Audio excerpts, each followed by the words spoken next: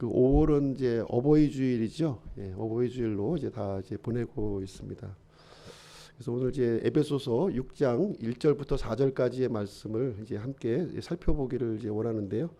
이제 원래는 이제 이게 이제 세 세트로 되어 있어요. 이 말씀이 부부에 관련된 말씀, 자녀에게 주시는 말씀, 그리고 이제 주인과 종들에게 주시는 말씀, 이렇게 세 세트로 구성되어 있는데 오늘은 이제 그 부모와 자녀에게 주시는 말씀을 우리가 함께 살펴보는 시간을 갖도록 하겠습니다. 이제 5월이 좀 불편하신 분들이 많이 좀 있을 수도 있을 것 같아요. 왜냐하면은 이 가정이 많이 지금 이제 왜곡되어 있고 이제 파괴되어 있기 때문에 그래요. 그래서 그로 인해서 이제 상처받으신 분들이 너무 많이 있다 보니까 사실 이제 5월이 가정이 다르긴 하지만 굉장히 이제 마음에 이렇게 좀 안 좋은 추억이 있으신 분들은 좀 이제 불편한 마음 가운데 이제 5월을 지내시는 분들이 이제 있을 것 같습니다. 그렇지만 이제 하나님께서 원래 계획하셨던 이 가정이라고 하는 것은 좋은 거였다는 거예요. 기대하시는 것은 좋은 거였어요. 사람들이 이렇게 좀 왜곡되게 만들었던 것뿐이지 원래 하나님께서 주셨던 것은 좋은 의도로 주셨다는 것을 이제 우리가 생각해 볼 수 있고요. 그래서 하나님의 뜻으로 우리가 들어가게 되면 하나님의 그 좋은 것들 그런 것을 우리가 누리게 될 수 있으리라 이렇게 생각을 합니다. 오늘 이제 부모와 자녀에 관련된 말씀인데요. 이 부분도 상당히 좀 불편한 부분들이 있을 거예요. 불편한 이제 안 좋은 이런 그 상처가 있으신 분들은 이제 불편한 말씀이 될 수 있을 텐데 그럼에도 불구하고 이제 하나님의 말씀이고 진리의 말씀이니까 하나님께서는 뭐라고 말씀하시는가 이 내용을 우리가 살펴보기를 원합니다.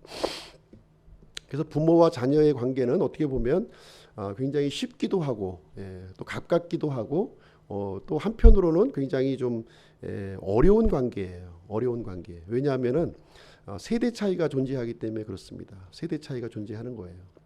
가깝기도 하면서 굉장히 좀 먼 경우가 있죠. 그러나 이제 우리가 이제 돌아가신 부모에 대해서는 좀 달라요. 돌아가신 부모에 대해서는 모두가 효자입니다. 돌아가신 부모를 가지신 분들은 모두가 한결같이 효자예요. 한결같이. 그렇게 그런 효자가 없어요. 살아 있을 때는 참 아웅다웅하고 이렇게 좀 이런 여러 가지 감정이 이게 겹치지만 막상 돌아가시면 한없이 관대한 것이 이제 우리의 현실이 아닌가 이런 생각을 이제 하게 됩니다. 이제 문제는 이제 살아계신 부모죠. 살아계신 부모예요. 이제 떨어져서 살 수도 없고 또 함께 살자니 또 불편하기도 하고 이제 이런 부분이 이제 발생을 하게 되는 것이죠. 이제 이중적인 감정이 이제 존재한다는 거예요. 이중적인 감정.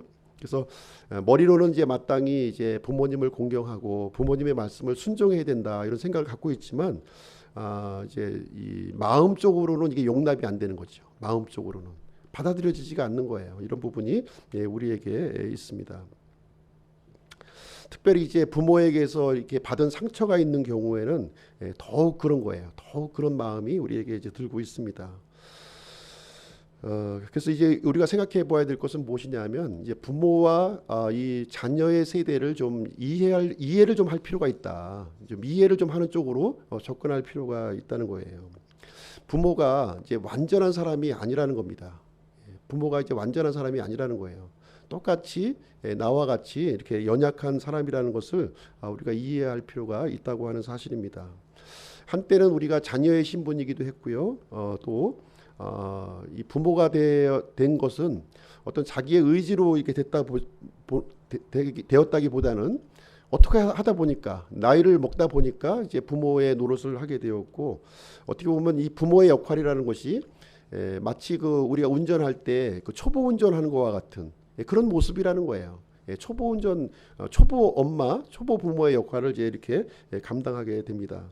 대부분 이제 준비 없이 이제 요즘에 이제 준비된 결혼도 하시는 분이 많이 있지만 준비 없이 결혼을 하게 되는 경우도 많이 있었고요. 또 예기치 않은 상태에서도 아이가 이제 출산을 하게 되는 경우도 이렇게 있습니다. 요즘에는 이제 그 정보가 많아서 육아 정보 이런 게 많아가지고 공동 육아가 이제 이렇게 보편적으로 진행되고 있어요. 우리 이제 두 딸 같은 경우에도 보게 되면 우리 때와는 이제 그 좀 뭐라 그럴까 좀 생각지도 않았던 그런 공동 육아를 하는 모습을 우리는 이제 보게 됩니다. 과거에는 제가 이제 결혼했을 때만 해도 남자는 좀 약간 좀 그 가부장적인 그런 마음이 있었고 이제 권위적인 그런 태도가 있었던 거죠.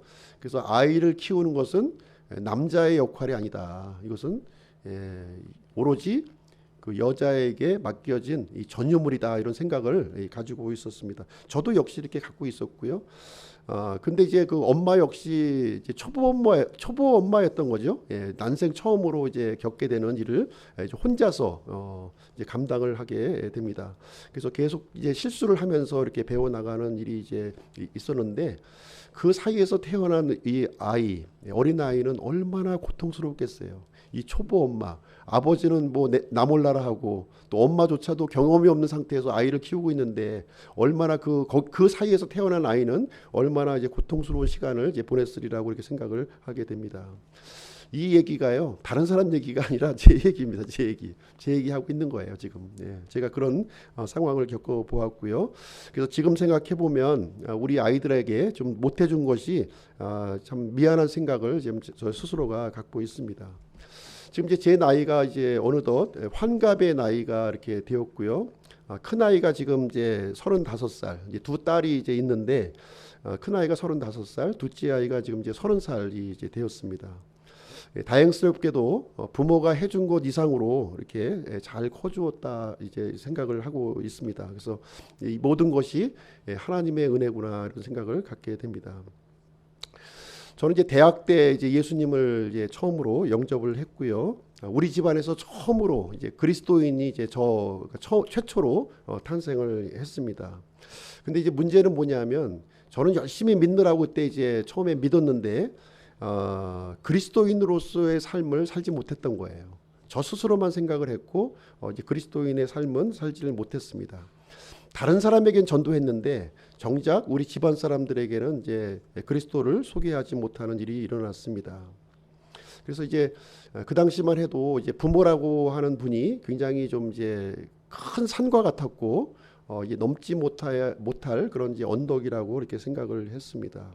그러면서 이제 제가 이제 결혼을 하게 되었고 이제 사회생활을 이제 쭉 하게 되었는데 일이 안 풀리는 거예요. 이렇게 일이 안 풀려요. 하는 일마다 좀 이제 잘 안 되고 이제 안 풀리는 일이 일어났습니다. 그래서 당시에는 이제 이것이 왜 이렇게 일이 안 풀리나, 이런 생각을 제 스스로가 이제 많이 이제 갖게 되었는데요.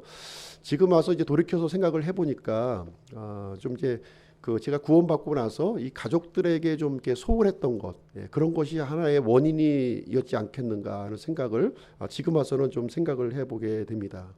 지금부터 이제 24년 전에 아버님이 돌아가셨어요. 아버님이 이제 돌아가셨는데 지금의 제 나이 때 이제 돌아가신 거예요. 회갑 잔치를 하시고서 이렇게 돌아가시게 되었는데, 그때 당시에 저는 굉장히 제 인생에서 가장 힘든 기간을 그때 이제 보내고 있었습니다.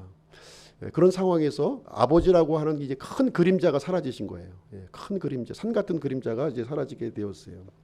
저의 모습을 보니까 저의 삶은 완전히 이제 망가져 있었고, 그때 이제 제가 한 37살쯤 이제 됐을 때였던 시기였는데, 하나님을 믿고 있었지만 믿음도 망가져 있었던 거예요. 믿음도 이제 완전히 망가져 있는. 아마 저희 가족도 아마 이제 힘든 시간을 아마 이제 보내게 되는 상황이었습니다. 그때 저희 이제 아이들의 나이가 이제 한 15살, 큰 애가 15살, 작은 애가 한 10살쯤 되었던 가장 그 부모의 보호가 필요한 그런 시점의 나이였어요. 그런데 형편이 그러다 보니까 어떻게 신경 쓸 수 없는 그런 상황에 놓여져 있었던 거예요. 그때 이제 제가 하나님께 기도를 했습니다. 제 모습이 지금 왜 그런가요? 제가 하나님의 아들이 맞습니까? 이런 하소연을 하나님 앞에 이제 기도하게 되었습니다. 제 힘으로 할 수 있는 것이 하나도 없었어요. 어떻게 여건이 형성이 되어지 않았습니다. 그래서 하나님께 기도하기를, 제 이 어려운 상황을 만약에 회복시켜 주신다면 하나님을 위해서 한번 일 좀 해보겠습니다 하는 이런 좀 우스꽝스러운 기도를 그 당시에 제가 이제 하게 되었습니다. 그래도 이제 하나님이 시키는 일은 다 하겠지만 아프리카나 인도네시아 이 장거는 빼고요. 나머지는 다 하겠습니다 하는 마음을 가졌어요. 이렇게 멀리 뭐 좀 오지에 가는 건 제가 싫고 그런 거 아닌 다음에는 좀 이제 하나님이 시키는 대로 다 하겠습니다. 이제 이런 기도를 그 당시에 제가 하게 되었습니다. 그러면서 제가 이제 결심한 게 무엇이냐면은 이제 믿음 생활을 한번 좀 이제 대학 때는 열심히 믿었거든요. 그래서 믿음 생활을 한번 좀 열심히 좀 해봐야 되겠다 이런 생각을 이제 하게 되었습니다. 그런 결단을 하면서 이제 그런 결심을 하게 되니까 주변에 이제 믿음의 사람들을 이제 그때 이제 만나게 해주셨어요. 하나님께서. 그래서 이제 제 자신이 이제 하나님과의 관계, 믿음의 관계가 회복되는 일이 그때 이제 일어나게 되었습니다. 제 믿음이 회복되면서 제가 제일 먼저 이렇게 관심을 끌었던 부분이 어디냐면은 저의 가정의 모습이었다는 거예요. 예. 과거에는 이제 예수님을 처음 믿고 나서는 가정에 대해서 너무 이렇게 생각지를 않았는데 이제 다시 하나님과의 관계를 회복하고 나서 가장 큰 관심, 제 마음속에 이렇게 관심으로 들어갔던 것은 저의 가정이 이제 제 눈에 들어오게 되었는데요. 저의 가정이 굉장히 처참한 모습이었다는 거예요. 저만 처참한 것이 아니라 이 아내와 이 어머니와 이 아이들도 굉장히 처참한 모습으로 변해 있는 모습을 그때 이제 보게 되었고요. 굉장히 그때 극심한 자책감을 제 스스로 이제 갖게 되었습니다. 그래서 제가 진행했던 것이 무엇이냐면은 가정 예배를 그때 제일 먼저 이제 시작을 하게 되었어요. 그러면서 그 당시만 해도 온 가족이 이제 뿔뿔이 다른 교회를 다녔거든요. 제가 다니는 교회가 틀렸고 아내가 다니는 교회가 틀렸고 아이들이 다니는 교회가 다 틀렸어요. 그런데 이제 한 교회를 이렇게 모아서 이제 한 교회를 우리가 출석을 하게 되었고요. 그러고 나서 이제 지금부터 약 9년 전에는 이제 인천에 있는 교회로 이제 저희들이 이제 섬기는 교회를 옮기게 되었고 거기서 이제 신학 과정 이렇게 마치고 그래서 지금부터 이제 약 한 4년 전에 지금 이제 영통에 이 교회를 이제 설립을 하게 되었습니다. 지난 세월을 쭉 이렇게 돌이켜 보면 이제 주마등 같이 이렇게 흘러가기는 하는데 모든 것이 이제 하나님의 은혜였다는 거예요. 제 스스로 이렇게 막 무엇인가 이렇게 막 하려고 해봤지만 실타래와 같이 얽히기만 했다는 거예요. 그런데 내가 이제 힘든 상황에서도 하나님 앞에 모든 것을 맡기고 이거 신뢰하고 하나님과 나와의 관계를 회복하는 순간부터 이제 하나님이 제 인생에 개입하셔가지고 이렇게 하나하나 이제 이끌어 가셨던 그 모습을 이제 와서 이제 발견하게 되었습니다. 그래도 뭐 완전하진 않았죠. 네, 그럼에도 불구하고 여러 가지 시행착오를 통해서 하나님께서 바른 길로 지금까지 인도해 주셨구나 하는 것을 이제 생각을 해보게 되었습니다. 그래서 지금 이제 제가 이제 이 에베소서 말씀을 좀 준비하면서 이제 생각하게 된 것은 무엇이냐면 우리 그리스도인들에게 주어진 가장 일차적인 책무가 뭐냐, 구원받고 나서 일차적인 책무가 뭐냐, 그건 바로 가정이라는 거예요. 가정의 중요성이 가장 이제 중요하다는 것을 이제 깨닫게 되었습니다. 가정을 돌보지 않는 그리스도인, 이것은 이제 어떻게 보면 뭔가 잘못된 거예요. 첫 단추부터 잘못된 겁니다. 가정이 뭐 구원 받아야만 뭐 해야 된다는 것이 아니라 내가 이제 뭐 당장 구원 받을 수 있는 부분은 아니지만 믿음으로 섬기는 그런 일이 우선되어야 된다. 가정에서 먼저 우선되어야 된다 하는 것을 저는 이제 생각을 해보게 되었습니다. 그래서 이제 오늘은 이제 아버지와 이제 이 자녀의 관계를 살펴보는데요. 이 자녀의 관계가 이제 많이 엉클어져 있는 가정이 많잖아요. 지금 실질적으로 그럼 이 회복이 어떻게 이루어지느냐? 이 회복은 주 안에서 이루어진다는 거예요. 주 안에서 돌아올 때 회복이 되는 것이지 주님 밖으로 이제 벗어나서는 이 회복할 수가 없다는 것을 이제 우리가 생각을 해볼 수가 있습니다. 그래서 오늘 이제 본문의 말씀 제목을 이것이 옳으니라 하는 제목을 가지고 오늘 이제 에베소서 말씀을 이제 전해드리도록 하겠습니다. 자, 오늘 이제 본문의 말씀을 보시게 되면 이제 부모와 자녀의 관계인데요. 두 가지 명령이 여기에 주어지고 있어요. 두 가지 명령. 뭐냐면 자녀에게 주시는 명령, 그 다음에 부모에게 주시는 명령으로 이렇게 포함이 되어 있습니다. 그래서 우리가 두 가지 명령, 하나님의 명령에 귀를 기울인다면 우리는 하나님의 복을, 하나님께서 기대하시는 이 복을 우리는 누릴 수 있다는 것을 이제 말씀을 드릴 수가 있겠습니다. 그래서 이 두 명령, 자녀에게 주신 명령, 부모에게 주시는 이 명령은 다른 명령이면서 동시에 같은 명령이에요. 한 가지 명령을 우리에게 말씀해 주시고 있는 거예요. 다른 명령이 아닙니다. 왜냐하면 부모와 자녀는 서로 연결되어 있기 때문에 그렇습니다. 생명으로 하나님께서 생명으로 연결해 주었기 때문에 하나의 양면성을 보여주고 있는 것이지 같은 명령을 보여주고 있는 것이다. 그래서 우리는 누구인가의 자녀이면서 동시에 누군가의 부모라는 거예요. 그렇죠? 예. 우리는 이제 영원히 자녀일 수는 없는 것이고요. 영원히 부모로 남아 있을 수가 없는 것입니다. 처음에는 우리가 이제 자녀를 키우고 이렇게 양육해 가지만 그 자녀가 이제 나이가 들게 되면은 그 자녀에게 의탁해야 될 것이 바로 우리의 몸이라는 거예요. 예.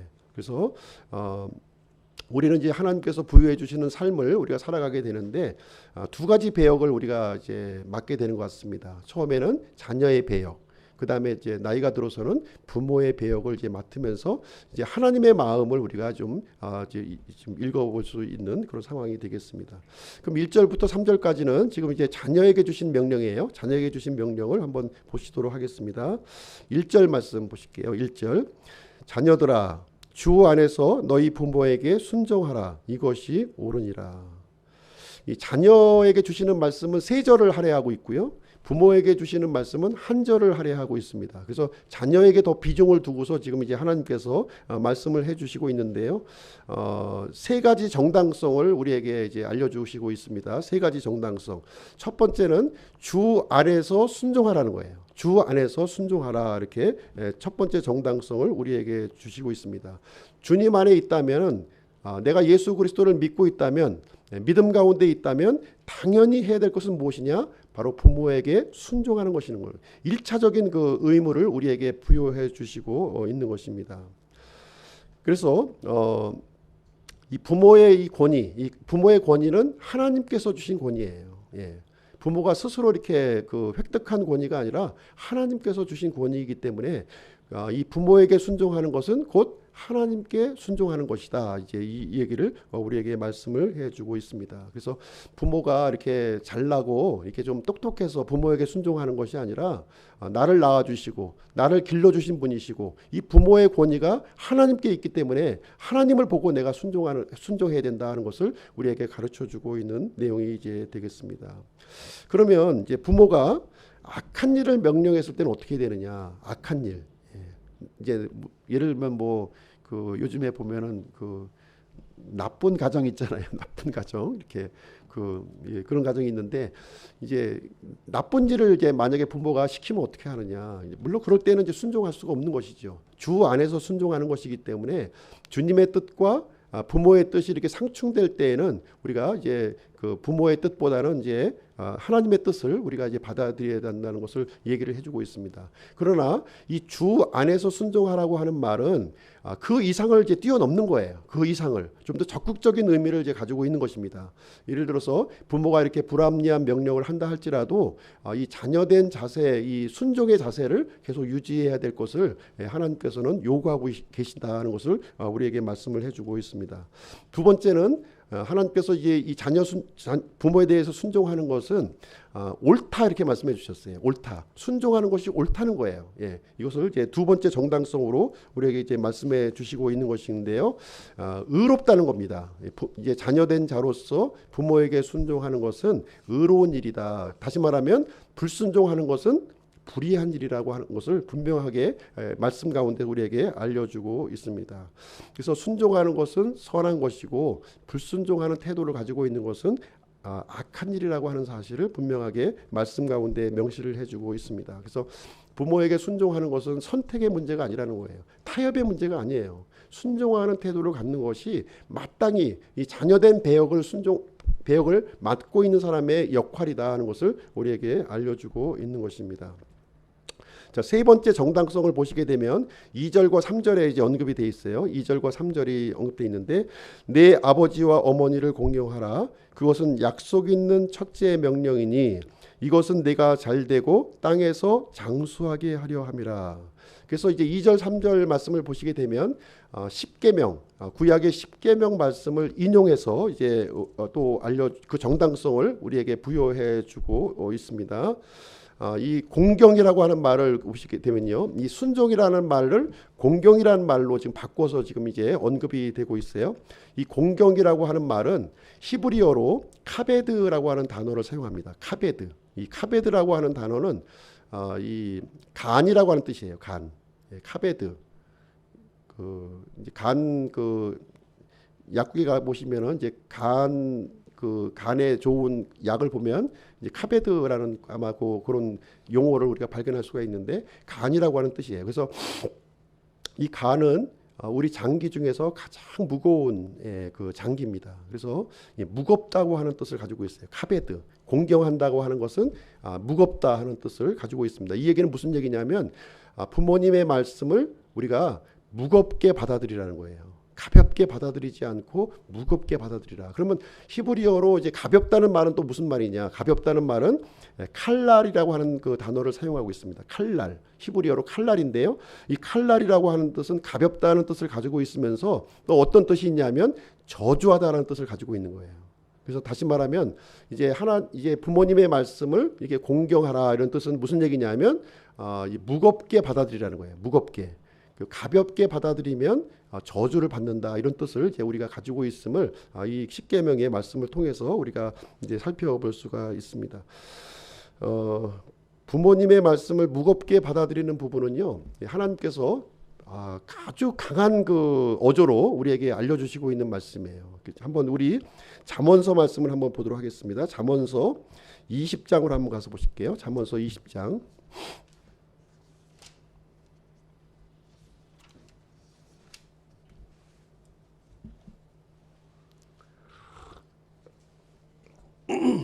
잠언서 20장 20절 말씀 보겠습니다.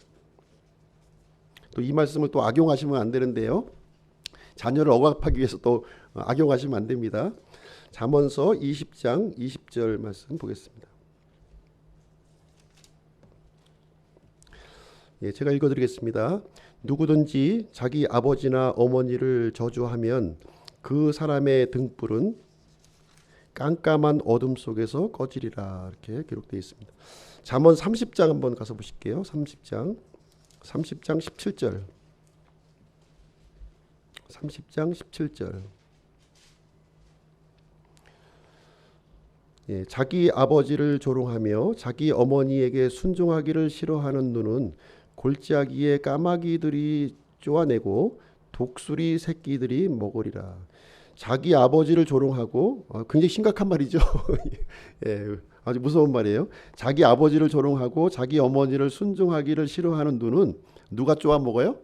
까마귀가 눈을 쪼아내고 먹는 거는 누가 먹습니까? 독수리가 그 눈을 먹는다 이렇게 기록이 되어 있어요. 아주 그냥 강하게 지금 부모를 공경해야 되는 부분은 자녀에게 아주 하나님께서 강하게 요구하고 계신 거예요. 아주 강한 어조로 지금 이제 얘기해주고 있습니다. 그래서 10계명 말씀을 보시게 되면 1계명부터 4계명까지는 하나님과의 관계를 우리가 다루고 있죠. 그리고 5계명부터 10계명까지는 사람과의 관계를 이렇게 다루고 있습니다. 사람과의 관계에서 가장 우선되는 계명이 뭐냐? 제 5계명이에요. 5계명은 부모 공경이라는 거예요. 부모 공경의 계명을 가장 사람과의 관계에서 최우선으로 두고 있다고 하는 사실입니다. 6계명은 뭐예요? 6계명은 살인하지 말라. 7계명은 간음하지 말라. 8계명은 도둑질하지 말라. 9계명은 뭡니까? 9계명은 거짓 증언하지 말라. 10계명은 남의 것을 탐내지 말라. 이렇게 되어 있는데요. 이 부모 공경을 하지 않는 이 죄는 살인죄보다 더 중요하다 지금 얘기하고 있는 거예요. 살인죄보다 더 앞서는 것이 바로 부모를 공경하지 않는 그 죄라고 하는 사실을 굉장히 엄하게 지금 이제 이 부분을 자녀에 대한 그 부분에 대해서는 강하게 성경에서 지금 언급하고 있다는 것을 이 선택의 여지가 아니라는 거예요. 선택의 여지가 아니라 굉장히 강하게 지금 지금 우리에게 요구를 하고 있습니다. 그러면서 이 5계명에는요 하나님께서 강하게 요구하고 있는 반면에 축복도 같이 여기에 집어넣고 있다는 거예요. 축복의 말씀을 집어넣고 있다는 거예요. 이 축복의 말씀을 보시게 되면 에베소서 이제 말씀을 보시게 되면 이제 그 내용이 기록이 되어 있습니다. 이것은 이렇게 부모 공경하라고 이렇게 하는 이 내용은 내가 잘되고 땅에서 장수하게 하려 합니다. 이렇게 얘기를 해주고 있어요. 약속 있는 첫 계명이라는 거예요. 약속이 있는 계명으로 우리에게 주셨다 이렇게 말씀을 해주고 있습니다. 이렇게 그 강한 어조로 이제 하나님께서 말씀해주고 있지만 만약에 내가 부모를 공경하고 부모님의 말씀에 순종하게 되면 어떤 축복이 있냐면 엄청난 축복이 주어진다는 거예요. 엄청난 축복. 웰빙의 삶을 살 수가 있고요. 장수의 삶을 살 수가 있음을 이게 약속으로 하나님께서 약속의 말씀으로 우리에게 주시고 있다는 것을 얘기해 주고 있습니다. 만약에 웰빙과 장수에 관심이 없는 사람들은 부모 공경하지 않으시면 돼요. 한번 시험을 해보셔도 될 것 같습니다. 부모를 공경하지 않는 대부분의 삶의 그 인생을 우리가 보시게 되면요, 인생의 풍파가 굉장히 많은 것을 볼 수가 있어요. 물론 잘 먹고 잘 살 수도 있겠지만 그 삶이 참으로 풍파가 많은 인생이라고 하는 사실을 우리는 이제 여러 가지 그 사례를 통해서 우리는 알 수가 있습니다. 왜냐하면 부모와 이 자녀의 관계는 생명으로 연결된 관계라는 거예요. 끊을래야 끌 수 없는 천륜의 관계라는 거예요. 그래서 부모의 가슴에 못을 박고 마음 편한 자식이 없다 하는 그 사실을 이 성경은 분명하게 우리에게 가르쳐주고 있고요. 효자 효녀는 건강하게 오래 산다고 우리에게 하나님께서 말씀해 주고 있습니다. 이 얘기는 이제 독을 먹었는데 죽지도 않고 칼을 찔렀는데 죽지도 않는다는 말을 얘기하고 있는 것이 아니라 보편적인 말씀을 우리에게 해주고 있습니다. 그래서 이 말씀을 이제 들은 김에 우리가 이제 오늘 아침에 장수의 비결 3가지를 좀 알려드릴게요. 장수의 비결. 첫 번째 장수의 비결은 알려드렸습니다. 부모를 공경하면 우리가 장수한다 이렇게 약속으로 주셨고요. 그 다음에 장수의 비결 2가지를 좀 말씀드리도록 할게요. 잠언서 좀 펴놓으셨죠? 잠언서 10장 27절 한번 보겠습니다. 잠언서 10장 27절.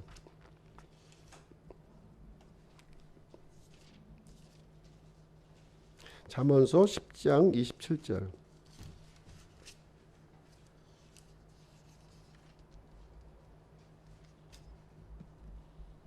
같이 한번 읽어보실까요? 같이 잠언서 10장 27절 같이 읽어보겠습니다. 시작. 주를 두려워하는 것이 사람의 날들을 길게 하거니와 사악한 자의 횟수는 짧아지리로다. 하나님을 두려워하면 이 삶의 날이 길어질 것을 우리에게 약속을 해주고 있습니다. 잠언서 28장으로 한번 가서 보실게요. 잠언서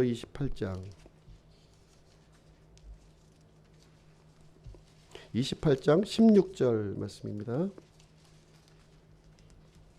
잠언서 28장 16절 같이 한번 읽어보겠습니다. 시작. 명철이 부족한 통치자는 또한 크게 학대하는, 찾으셨나요? 잠언 28장 16절 시작. 명철이 부족한 통치자는 또한 크게 학대하는 자이거니와 탐욕을 미워하는 자는 자기 날들을 길게 하리라. 그래서 탐욕을 멀리하게 되면 장수한다 이렇게 말씀을 해주고 있어요. 그래서 장수의 비결 3가지. 첫 번째는 부모 공경, 두 번째는 하나님을 두려워하는 것이고요. 세 번째는 탐욕을 멀리하게 되면 장수할 수 있다. 이렇게 하나님의 약속의 말씀으로 우리에게 주신 말씀이 되겠습니다. 그래서 우리가 부모를 공경하게 되면 삼박자 축복이 우리에게 주어지는 거예요. 삼박자 축복. 무엇이냐면 부모를 기쁘게 하고 하나님을 기쁘게 하고 또 나 자신을 매우 기쁘게 하는 일이다. 이제 이 얘기를 우리에게 해주고 있는 내용이 되겠습니다. 절대로 손해 보는 일이 아니라는 거예요. 하나님이 강하게 이렇게 요구하고 있지만 절대로 이것은 손해보는 일이 아니다 하는 것을 우리에게 또 강조하고 있는 이런 말씀이 되겠습니다. 자, 두 번째로 이제 부모에게 주신 명령을 한번 보도록 하겠습니다. 부모에게 주신 명령은 에베소서 6장 4절 말씀이 되겠습니다. 에베소서 6장 4절. 에베소서 6장 4절. 또 너희 아버지들아 너희 자녀들을 노엽게 하지 말고 오직 주의 교육과 훈계로 양육하라. 자, 자녀에게만 요구하면 안 되겠죠. 당연히 이제 부모에게도 요구하시는 이제 하나님의 기대가 있다는 것입니다. 자녀를 노엽게 하지 말라 이렇게 말씀을 해주고 있습니다. 우리가 서두에 말씀드렸지만 영원한 아버지는 없다 이렇게 말씀드렸어요. 영원한 아버지는 없습니다. 나중에 나이가 들면요 자녀가 돌봐야 돼요. 자녀가 어차피 난 필요 없어. 니도 필요 없어 하는 그 부모도 아마 있을지는 모르겠어요. 그러나 나중에 장례식장에 가서 자녀가 지키지 않는 그 장례식장은 참 서글픈 거예요. 그렇지 않습니까? 영원한 아버지는 없는 것입니다. 자녀가 어렸을 때에는 아버지가 힘이 강할 수는 있어요. 그렇다고 해서 자녀를 이렇게 너무 함부로 대하지 말라 이렇게 하나님께서 우리에게 말씀을 해주고 있는 것입니다. 노년이 되면은 자녀가 힘이 강해지는 거예요. 노년이 되면 어쩔 수 없습니다. 자연의 이치라는 거예요. 그래서 이 자녀들을 이렇게 잘 대해주라 이렇게 얘기를, 비록 약하고 나보다 힘이 약하고 아는 것이 없지만 이 자녀를 잘 대해줄 것을 하나님께서는 부모된 자들에게 지금 이제 당부하고 있는 이런 말씀이 되겠습니다. 그래서 자녀는 절대로 부모의 소유물이 아니라는 거죠. 부모의 소유물이 아니라는 거예요. 주님의 소유물이라는 거예요. 그래서 한 인간으로서의 이런 존엄성과 이런 이 존재로 대해야 될 것, 이것을 당부를 해주고 있습니다. 그럼 어떨 때 그 자녀가 노여워할까요? 이 부모에 대해서 노여워하는 경우가 있을 텐데 어떨 때 자녀가 노여워할까? 이럴 때는 부모의 이 폭력적인 모습이 이제 있을 때, 폭력이 난무할 때, 물론 힘이 없어서 대항을 못하지만 이런 분노가, 노여움이 그 안에 이제 머물러 있게 됩니다. 그래서 부모는 힘을 가지고 이게 위협적으로 자녀를 이렇게 대해서는 안 될 것입니다. 특히 요즘에는 이제 언어적 폭력이 굉장히 강해요. 언어적 폭력. 뭐 나가 죽어라 그렇게 얘기했더니 진짜 나가서 죽은 거예요. 아이가 뛰어내려가지고. 그런 경우도 요즘에 있다고 그럽니다. 그래서 이 언어적인 폭력도 우리가 자녀들에게 삼갈 것을 부모에게 지금 이제 당부하고 있는 그런 말씀이 이제 되겠습니다. 그리고 이제 또 어떨 때 이렇게 또 이제 자녀들이 분노하게 되냐면 부모의 이중적인 모습이에요. 이중적인 모습을 볼 때 또 이렇게 그 자녀는 분노하는 모습을 이제 보게 됩니다. 부모의 이 겉다르고 속다른 모습을 이제 볼 때, 교회에서의 모습과 그리고 집에 가서 있는 모습이 틀린 모습을 볼 때 이렇게 분노를 하게 됩니다. 그래서 부모는 자녀들에게 이렇게 좀 진실된 모습을 보여줄 필요는 있는 것 같아요. 진실된 모습을. 부모 역시 완전한 사람은 아니잖아요. 그래서 실수를 할 수도 있는데 그럴 때는 진실된 마음으로 또 잘못했다, 잘못했다 이렇게 진실된 이런 또 이 표현을 하는 것도 이제 필요하리라고 이렇게 생각을 합니다. 그래서 나는 절대로 내가 이 자존심이 있지 어떻게 내 자식들한테 내가 잘못을 할 수 있느냐 이렇게 할 수도 있는데 그렇지 말라는 거예요. 자녀를 분노하게 하지 말고 부모 역시 연약한 사람이니까 얼마든지 실수할 수 있다는 거예요. 그럴 때는 이렇게 좀 번복을 해서 잘못됐다 이렇게 또 얘기해주는 그런 자세가 이제 필요함을 얘기해주고 있습니다. 그리고 이제 부모에게 두 번째 당부하는 내용이 있어요. 두 번째 당부는 뭐냐면 오직 주의 교육과 훈계로 양육하라는 거예요. 주의 교육과 훈계로 양육하라. 이 얘기는 무슨 얘기냐면 그리스도의 가르침과 훈련을 하라는 거예요. 그리스도의 가르침과 훈련을 시키라. 이제 이 얘기로 우리가 이제 받아들일 수가 있습니다. 단순히 주의 교육과 훈계로 이제 양육하라고 하는 것이 성경 말씀을 가르치라는 것이 아니라는 거예요.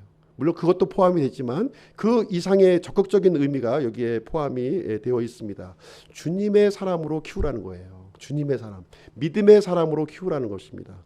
하나님 나라에 쓰임을 받을 수 있는 그런 일꾼이 되도록 하라는 것이 바로 이제 부모된 자들에게 이렇게 당부하시는 하나님의 이런 말씀이 되겠습니다.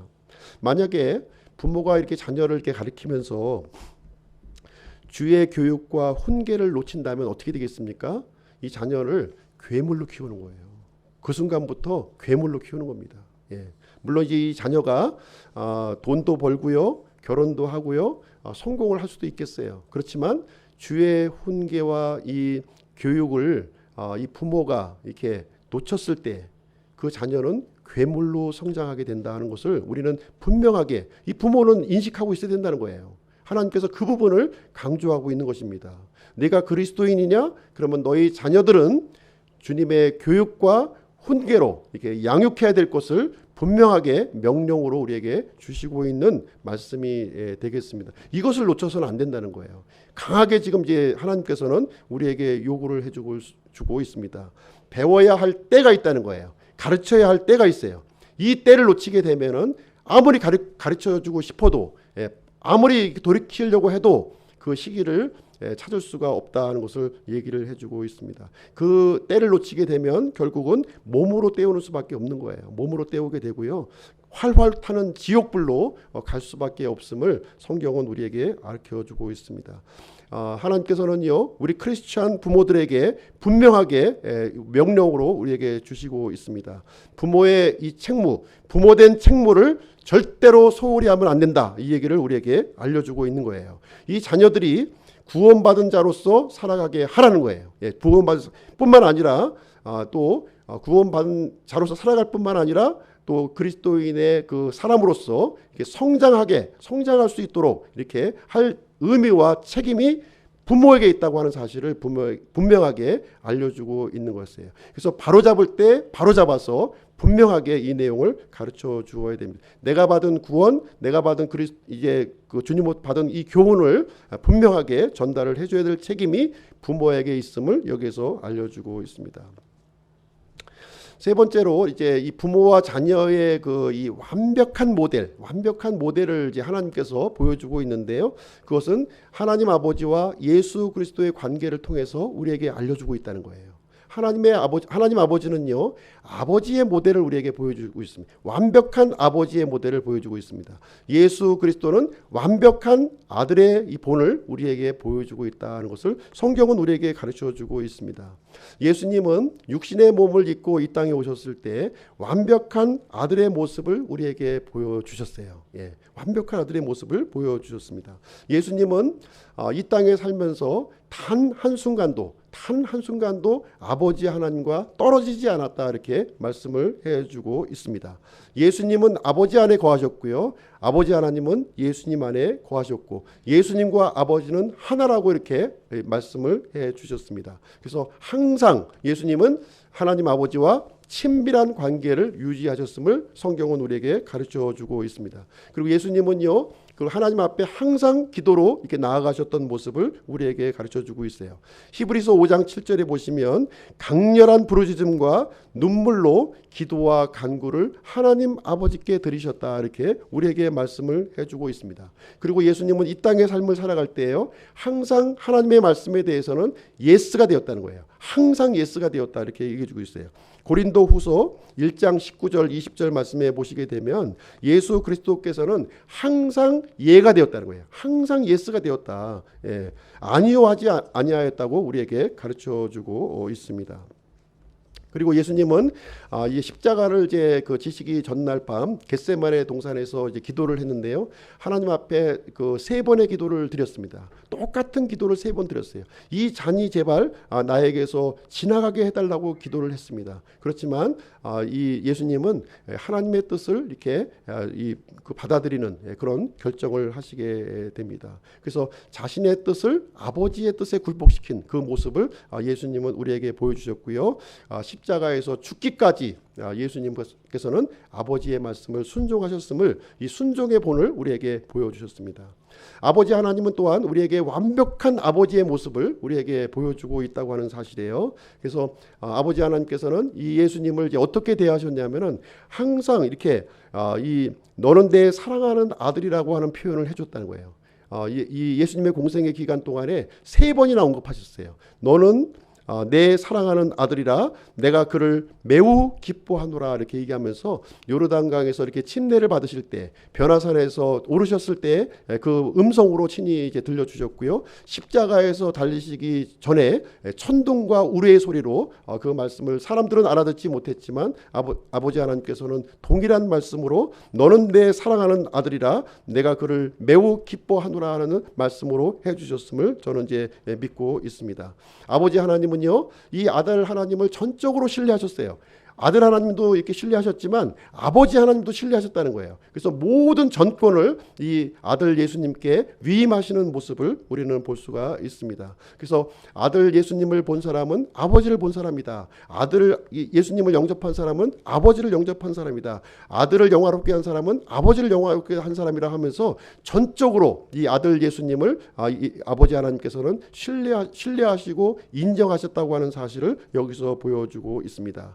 그리고 아버지 하나님께서는요, 예수님의 공생의 기간 동안에 항상 함께 계셨다는 거예요. 항상 함께 하셔서 예수님이 이 지상 사역을 감당할 수 있도록 이렇게 도와주셨음을 우리는 알 수가 있습니다. 그리고 마침내 이제 십자가에서 죽으시고 이제 묻히셨을 때 아버지 하나님께서는 죽은 자 가운데서 다시 부활시키셨다는 거예요. 부활시키셨을 뿐만 아니라 가장 높은 자리로, 가장 높은 이름으로 이렇게 부여해 주시는 아버지 하나님의 모습을 우리는 볼 수가 있습니다. 그래서 아버지 하나님은 예수님께, 이 아들에게 모든 영광과 권능을 이렇게 쏟아부어 주셨음을 성경은 우리에게 알려주고 있습니다. 아버지 하나님은 이 아들에게 이 아들에게 조금도 아까워지 않았다는 거예요. 조금도 아까워지 아니하시고 모든 것을 다 쏟아부어 주셨습니다. 자, 오늘 이제 부모와 이제 자녀에게 주신 이제 하나님의 명령을 우리가 함께 이제 살펴보았는데요. 이제 마무리를 좀 짓도록 하겠습니다. 하나님께서 기대하시는 일이 있다는 거예요. 기대하시는 일. 그 기대하시는 일은 무엇이냐면 이 부모와 자녀들이 주님 안에서 회복되기를 원한다는 거예요. 이 부모와 자녀의 관계가 깨지는 것은 왜 그렇습니까? 주님으로부터 벗어나 있기 때문에 깨지는 거예요. 그러나 다시 주님 안으로 들어온다면 우리는 회복될 수 있음을 하나님께서는 우리에게 말씀해 주고 있고요. 부모된 자들에게도 주 안으로 들어올 것을 초청하고 있는 거예요. 또 자녀된 자들에게도 동일하게 이 주 안으로 돌아올 것을 초청하고 있다고 하는 사실입니다. 여기서 하나님께서 무한한 복을 부모와 자식의 관계를 통해서 이렇게 쏟아부어 주실 것을 하나님께서는 기대하고 있는 거예요. 그런데 이 관계를 파괴시키려고 하는 존재가 있다는 거예요. 이 사실도 우리가 좀 알고 있어야 돼요. 이 아버지와 아들의 관계를 파괴시키려고 하는 존재는 바로 마귀라는 거예요. 이 영적인 존재가 있음을 우리는 분명히 하게 알고 있어야 된다. 부모와 자식의 관계가 파괴되어 있다면 그것은 나의 잘못도 있겠지만 이 마귀가 이 관계를 파괴시키는 일에 배후에서 작동하고 있음을 영적인 분별력을 가지고 우리는 알고 있어야 될 줄로 생각을 합니다. 그래서 대부분의 지금 이제 이 믿지 않는 사람들의 이 세상의 특징들을 보게 되면 이 부모를 불순종하는 것이 보편적인 그 현상으로 지금 나와 있는 거예요. 부모의 말을 거역하고 부모를 불순종하는 것이 이 세상의 흐름이라는 거예요. 이 세상의 패턴이에요. 우리 믿는 사람들은 이 세상의 흐름, 이 세상의 패턴대로 살지 말라는 겁니다. 주 안으로 들어와서 하나님의 이 말씀에 겸허하게 순종하라는 거예요. 그래서 자녀된 자들은 부모의 말에 순종을 하고 또 부모된 자들은 이 자녀들을 주의 말씀과 교육으로 이렇게 양육해야 될 것을 우리에게 가르쳐주고 있는 말씀이 되겠습니다. 그래서 부모에게 불순종하는 것은 바로 영적인 죄라는 거예요. 윤리적인 죄, 도덕적인 죄가 아니에요. 영적인 죄를 범하고 있는 것입니다. 그리고 부모가 자녀들에게 주의 그 교육과 이 훈계로 양육하지 않는 것도 역시 영적인 죄를 범하고 있는 거예요. 심각한 죄를 범하고 있다고 하는 사실을 우리는 알고 있어야만 됩니다. 자녀에게만 요구해서는 안 되는 거예요. 부모도 해야 될 그 역할을 이제 감당해야 될 것을 이 자녀된 세대와 부모된 세대에게 동일하게 지금 하나님께서는 요구하고 계신다는 것을 우리에게 말씀을 해주고 있습니다. 그래서 우리가 부모를 순종하지 않는 것은 결국 하나님의 권위를 이렇게 대적하는 거예요. 그런 사실을 우리가 분명하게 알 수 있어야 되겠습니다. 그래서 마귀에게 그 틈을 우리 틈을 내어 주셔서는 안 될 것이고요. 하나님의 말씀 위에 굳게 서서 주님의 말씀을 이렇게 순종하는 저희들 그리스도인들이 되어야 될 줄로 생각합니다. 그래서 이 마귀를 이길 수 있는 이 힘은요. 내 의지로 되는 건 아니에요. 내 의지로 되는 건 아닙니다. 그래서 이 부부의 관계, 그다음에 이 아버지와 아들의 관계, 주인과 종의 관계가 세 세트로 지금 말씀을 드렸어요. 이 세 세트가 다 망가져 있는 거예요. 지금 우리가 살고 있는 세상이 다 망가져 있는데 이것을 회복하기 위해서는 어떻게 해야 되느냐? 주 안으로 들어와야 된다는 거예요. 주 안으로 들어와서 이제 에베소서 5장 18절 말씀해 보시면 성령님으로 충만해야 될 것을 얘기해 주고 있어요. 이 마귀의 괴계를 이길 수 있는 것은 우리 육신의 힘으로는 할 수가 없는 것이고요. 성령님의 충만함을 통해서 이 관계가 주님께서 원하시는 기대하시는 관계로 회복될 수 있음을 우리에게 가르쳐주고 있습니다. 그래서 예수 그리스도 안에서 부모와 자녀의 관계가 이게 회복되는 그런 놀라운 복을 누리시기를 주님의 이름으로 축원드립니다. 이번 한 주도 그리스도의 은혜가 풍성한 그런 한 주가 되시기를 바랍니다. 기도하고 마치도록 하겠습니다.